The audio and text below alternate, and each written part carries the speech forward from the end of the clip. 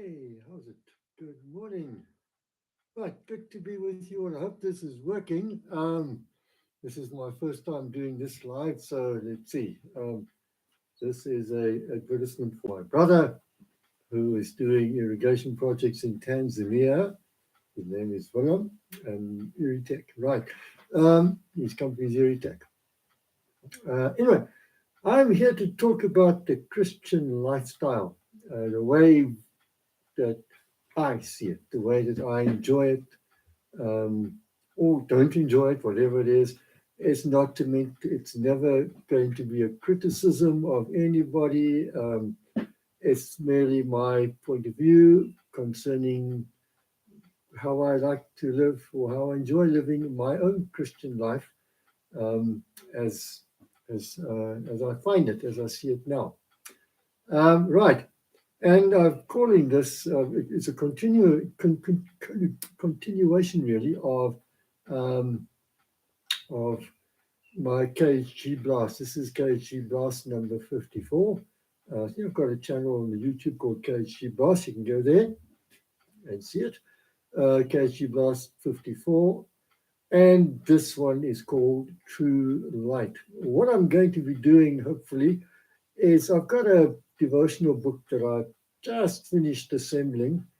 Still in the process. I've done the sort of the basic draft, and now I'm busy doing the editing and proofreading and so on. But in the meantime, I'm going to take some of my daily readings from there and just have a look at them and just share it briefly with you guys. And hopefully you will enjoy it. I wonder if this thing's actually working over here. I don't know. I'll have to find someone to help me with this one. Anyway, um, let's see if it's working. What I'm doing today is September the 8th, and it's 20 to 10 here in the morning. I'm in Johannesburg, or actually in Krugersdorp, to the west of Johannesburg. And that's where I stay now. I'm in my office, pantry, whatever you want to call it. As you can see behind me, there's what we call in my mother tongue of Afrikaans, kostas. And it's got all sorts of stuff in there. It's got food in there. It's got pots and pans. It's got my biscuits and the red tins there. It's got uh, ice box on top there, the cooler bag, and my boxes for my kettles. And it's part of our what I would call our pantry, I suppose. Uh, the office I'm in is my office. It's a pantry, and if you look the other way, you can't see it, but there's storage boxes there, so it's quite a conglomerate in here. And if you look behind me there, you can see some of my books. I've got more books in front of me over there, which you can't see, and some more books to the side over there. Uh, my study books and whatever I want to read. So this is quite a eclectic room, I suppose. It's got everything in here that you want to see. Let's see which camera's on. Is it this one? No, it's my normal camera. Okay. So it's my laptop camera that's working at this stage. And anyway, so here we go. Let's go. Today I'm taking, it's called True Light. And I'm reading from John chapter 1, and the Amplified version for John 1, verse 9 says this: There it was, the true light was then coming into the world, the genuine, perfect, steadfast light that illuminates every person. I've also taken a passage from the New English translation, the same passage, but I've gone on to verse 10. So verses 9 and 10 reads thus: The true light who gives light to everyone was coming into the world. He was in the world, and the world was created by him, but the world did not recognize him. And then there's verses 9 and 10 from the Passion Translation as well. Um, and it says this: For the light of truth was about to come into the world and shine upon everyone. He entered into the very world he created, yet the world was unaware. Okay, right. We've come through a turbulent time. Uh, the COVID and all the things that went with COVID here in South Africa, and all the stuff on YouTube and everywhere else that dictates and determines what is true and what is not true. So I want to just read something I said there or wrote a while ago. It says, so many things are purported to be true or false, especially in these times of misinformation, disinformation, and fact checking. So the question is, who decides which is the correct info? Who's the arbiter of when the fact, or who is the arbiter when fact checking is done? Who makes the decisions? Who is to be trusted? Who is the one who sheds the true light on the real truth? What is the real truth? What is the true light?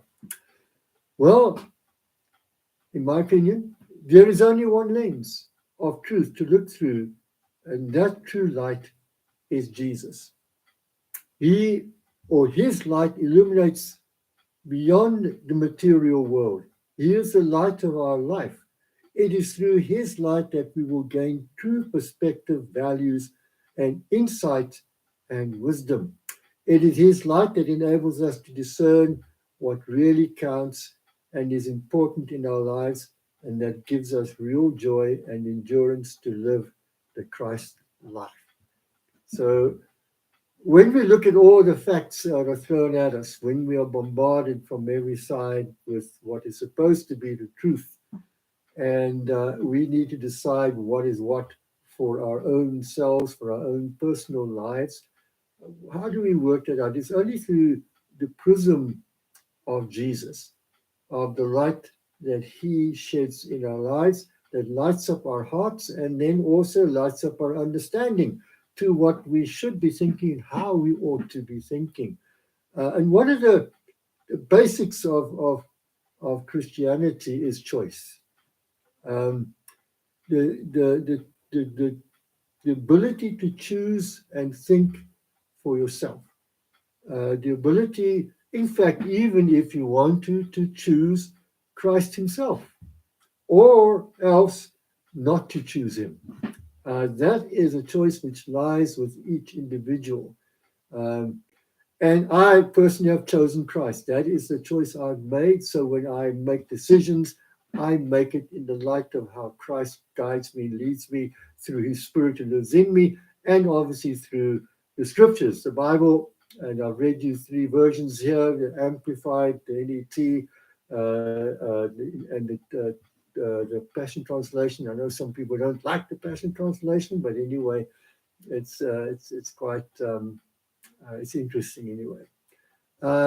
So I allow Jesus to illuminate me with his true light, because I really believe he is the true light. So when I've got to make a decision about something, I see it in his light. I see it according to how the scriptures would teach us or train us in the decisions we need for, because he is the true light. So everything, like if I need to think, I need to think clearly. I need to think the way that I ought to think, so that I make a good, sound decision about whatever it is that's going to affect my life. If it's going to be about my marriage, I need to make a good decision about my marriage. The scriptures would teach me how to treat my wife with love. I need to surrender myself and give my life, for my wife, for my marriage. So that's how the marriage operates. I submit to that. I submit to the fact that I must love my wife the way that Christ loved me. And Christ loved me so much that he laid down his life for me. So that's what I do in my marriage. I lay down my life for my wife. In other words, I place her first in everything. That's the prime thing to do as a husband. I train my children up in wisdom, training them to think for themselves. Um, I've been accused of brainwashing my children. I'm like, no, I don't brainwash my children. I teach them how to think, as every parent does. I don't care which parent you are. Unless you're just an absolute rubbish parent, you don't care about your kids, you train your child in the way that you think he ought to think. Secular parents do the same. They train their children in the way that they think they ought to think. We Christian parents, we train our children in the way we think they ought to think. And at the end of the day, our children are free to think the way they want to think. This is what it is. This is what the true light is in our life, is that we have that freedom. Um, and we have that freedom to think and to choose and to go in the way that God wants us to go. And God is the one who wants us to be free, for the truth sets us free indeed. As we read in the same book, the Gospel of John, it is the truth that sets us free. And it is the truth sets us free because we are living in light where we can actually see what the truth is, that if Christ is the truth and the way and the life. So that's the way that I see it. He is the true light. And we look through that true light, who is Jesus.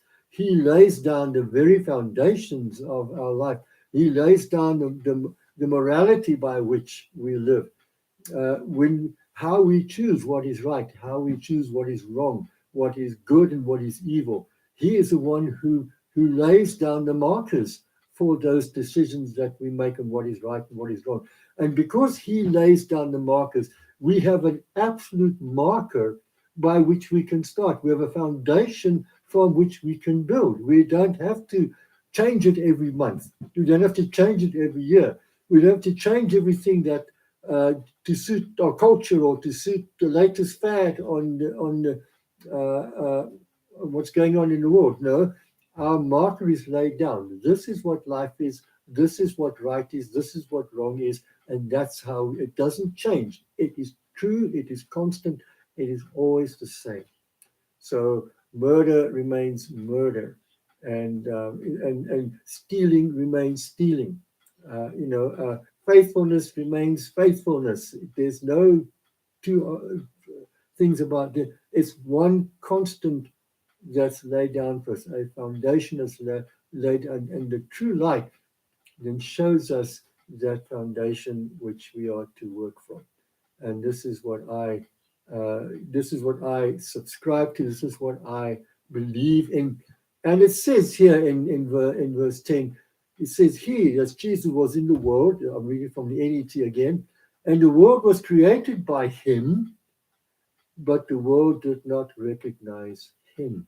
In other words, many of the moral issues that we are facing today is because the world does not recognize who Christ is. It does not recognize the standards that were laid down by God in the scriptures, and so it deviates from that, and it goes from one thing to the next thing to the next thing to the next thing, and it gets worse and worse and worse, and things, we don't know where to draw the line anymore, and we get absolutely ridiculous things like this gender story that we hear these days. There are 32 genders or 64 genders or an infinite amount of genders, but God created man and woman. That's it.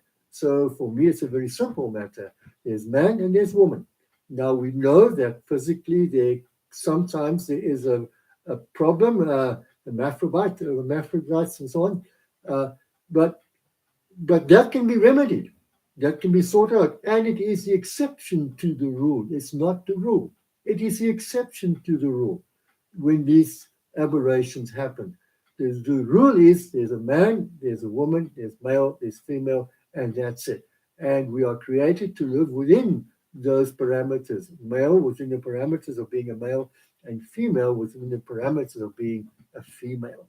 And all the things that go with that according to the scriptures. So there's no confusion there. That's just the way it is, and we can live a very stable and productive life by following the standards of scripture, by following the ways of the Lord, and it becomes quite simple and easy, and not too complicated. Right. Anyway, that's it. So may you have a blast today. Enjoy. And know this, I love you all. And whatever I say here on this channel is always for your encouragement. It is not to condemn, it is to encourage you, to lift you up, to give you insight, and to make life easier for you, so that you can enjoy the fullness of what God has created for us. So be encouraged and enjoy yourselves. See you soon. Ciao.